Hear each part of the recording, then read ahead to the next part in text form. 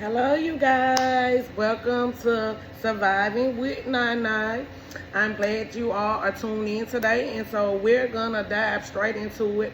First, I would like to make the legal documentations that stand for this channel that states that I am not a psychiatrist, nor am I portraying or pretending to be so.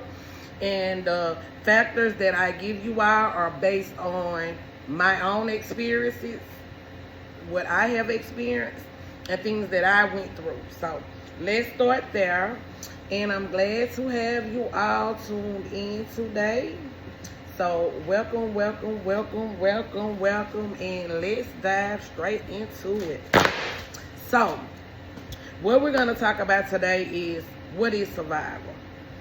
How do you survive when you feel like you have endured some of the most traumatic traumas that you will ever experience in your life? And I'm going to be honest with you. There is no correct way to survive. I should say the correct way, because we all know that surviving is something that you really have to figure out as you go along, right? So with my situation for myself, I'm going to be honest with you, I really didn't know how I would survive. But what I can share with you guys is the things that I did to survive. Although I was doing those things and didn't even comprehend at that time that that's what I was doing. So the first thing that I started to do was I would draw. You know how sometimes things could be bottled up in your mind and you just thinking and your mind just go on overload, so to say. So that's what was happening to me when I lost my son. My mind went into overload. I was concerned about what he might have been feeling at that time, or the pain that he may have been experiencing, or him being there by himself. Like, my mind was on overload, and in that moment I can say that my mind just went blank. I also had questions. When I say I questioned God, because you know how some kids be out there, and so to say, they be kids that's into all type of things. Like, you see the pattern. They stealing, they robbing, they lying, they doing all these type of things. So you kind of see a pattern of children doing those type of things, and then you question, okay, we gotta fix this, and what can I do to fix this? But with my child, I didn't have those warning signs, so to say. He was a kid that was really a child at heart, so to say. When I say a child at heart, that's meaning he was silly, he was immature. He wasn't a trouble child. The most trouble that he would get into, the trouble would be for being silly, like doing things, being a class clown, so to say. So he wasn't a child that was just into mischief all the time. He was a child that was just a typical teenager, you know, one that he never had been in no type of youth services or in trouble with the law. Like I said, the most that he would ever get into, it was being silly, being a class clown, doing silly stuff like that, so to say. So when I experienced that, it was just mind blowing, because like I said, there were no signs. And the first thing that I found myself doing was drawing. I would draw at night. I would draw things with wings. I would draw what I imagined his wings would look like, so to say. If we're just gonna be honest. And so that's what I started to do. And before I lost my boy, I had started doing, I was learning how to do the little Cricut thing, you know, the little machine where I had just bought, I may have had it like 3 days. And I was learning how to do that. And I know before he left, I had did my first project, and my first project said faith over fear. And I know that he seen that, you know, my mind just try to go back and replay, you know, the things that was happening before I lost him. So the first thing that I would say that I started to do was draw. I started to draw, and then people started to just see. Now the drawing started after I buried my baby. It started after I buried my baby. Like I said, in the moment from losing him up to burying him, I really, it's very vivid, the things that went on, you know, up to that point, me burying him. Because the first problem I had was trying to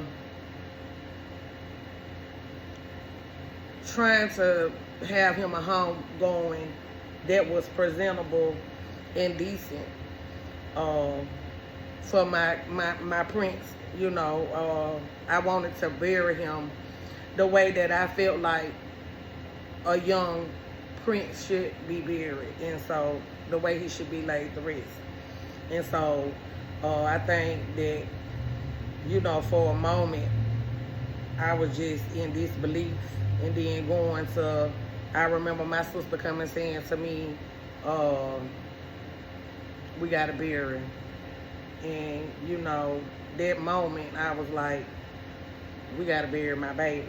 So, you know, that's kind of how that went. And then a little bit after, so to say, with my kids and whatever, trying to be this strong person. Because, you know, we all try to be a strong person when we have those little kids, because that's something that we don't want them to pick up. And I just know that the way that I was hurting, they must have been hurting too. So I did later on start to draw, and then I started a clothing line. And it was in his name. The clothing line was Stay Fly Trevine, and so I started doing that, and that occupied my time. And I ended up, that machine just so happened, that machine that I was learning to use when I lost him, that's how I ended up really doing my clothing line. And it was very, very successful. I felt like it was a way of keeping his name alive, so to say.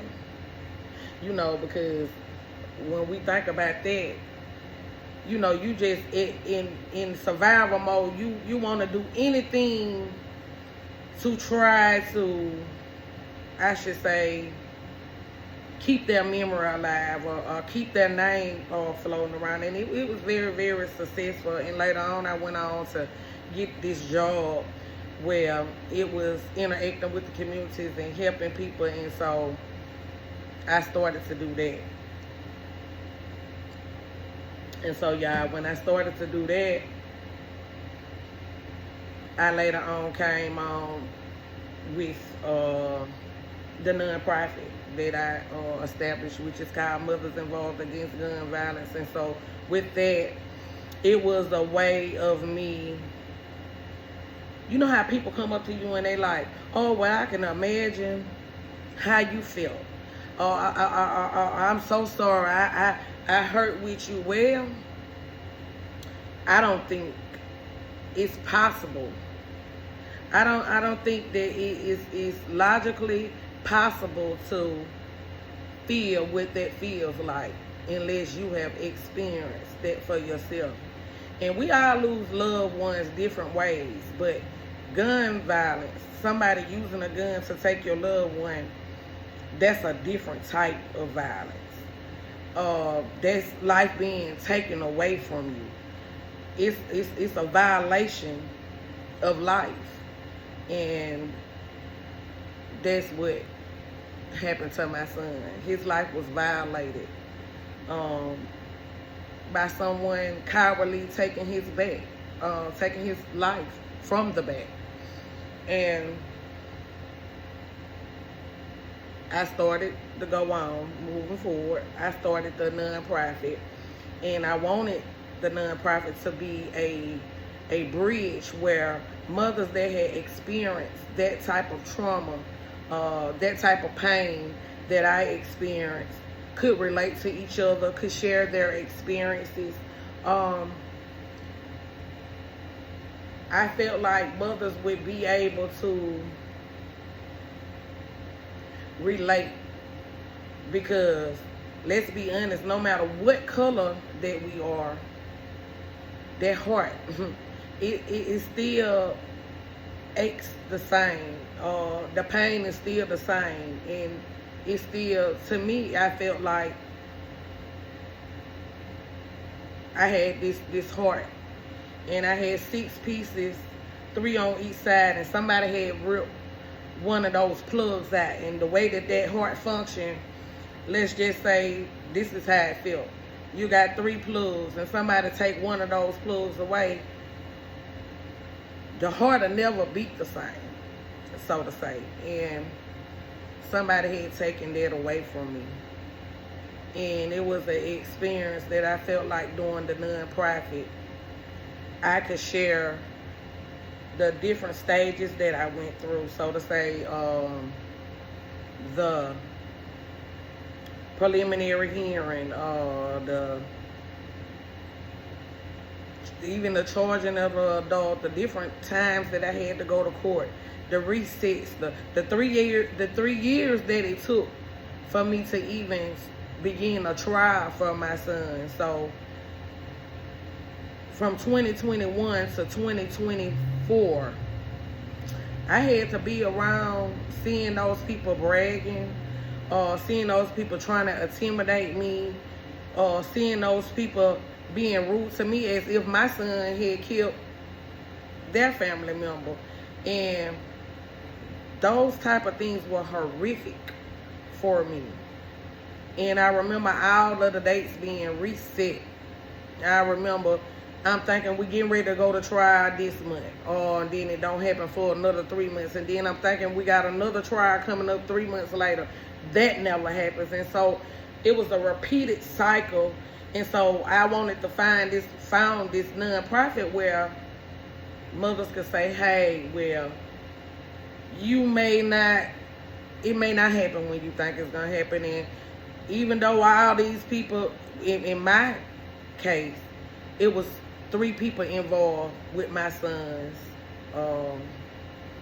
case, and only one was charged. And I wanted people to know that even though we think logically that, okay, it's this many people involved, we think that everybody should be punished. But in the law perspective, their thoughts is, we want the shooter. We want the shooter. So their mentality, it comes into, we want the shooter. Now, I have seen situations where if the kid is younger, everybody get charged. That's troubling to me. And I sometimes don't see the fairness in that at all. And it bothers me. Now, with my son's case, the boy that killed my son was 15. My son was 16 at the time. And it was just mind-blowing. That's a little bit about how this show even started to begin. It's for families, for mothers, even if you're not able to maybe even talk about details, because I want to start here. Details on open cases cannot be discussed because of laws. And so my case has been closed.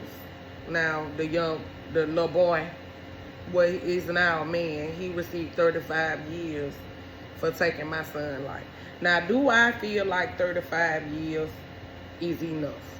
Absolutely. Hey.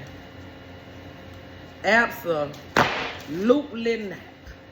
Absolutely not. But what I do know is this. We serve a God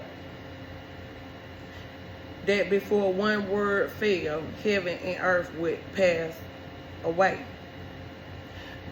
He says that in his word that vengeance is mine and I will repay. I believe him to repay. I trust him to repay.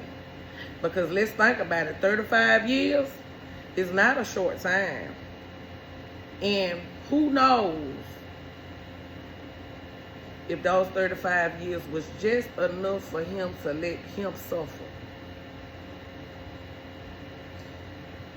and get back what's deserved.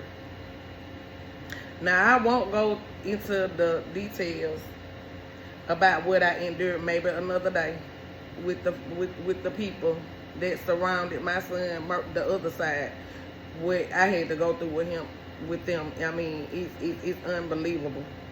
But the show today is about what do we do to survive? Well, I tell you this, a habit. The first thing that you want to do is get a habit. Find something that you like to do. I don't care if it's drawing. I don't care if it's sewing. I don't care if it's knitting. I don't care what it is. Find something that you like to do. Find something that you think you would like to do and jump straight into it.